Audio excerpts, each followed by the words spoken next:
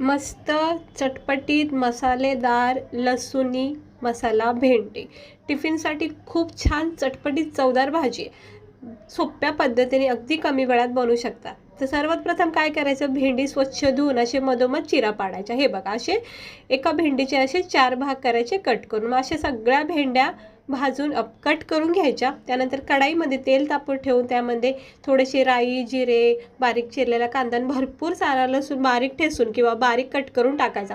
ह्या लसणाचा इतका छान फ्लेवर येतो ह्या भेंडीमध्ये. त्यानंतर आपले बेसिक मसाले सगळे टाकायचे. मग नंतर मसाला मॅजिक असतो बघा, तो मसाला तो सुद्धा टाकायचा.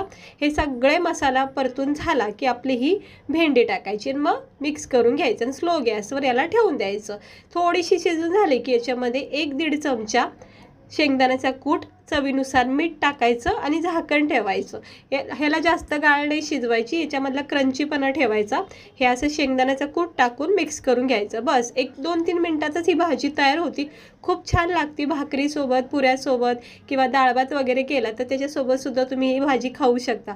आणि टिफिनला तर खूपच कमी वेळामध्ये ही भाजी बनली जाते. तर बघू शकता इतकी छान चटपटीत आणि वरून थोडासा लिंबू वगैरे टाकून खाल्ली ना, इतकी भारी वाटते ना. कशी वाटली रेसिपी?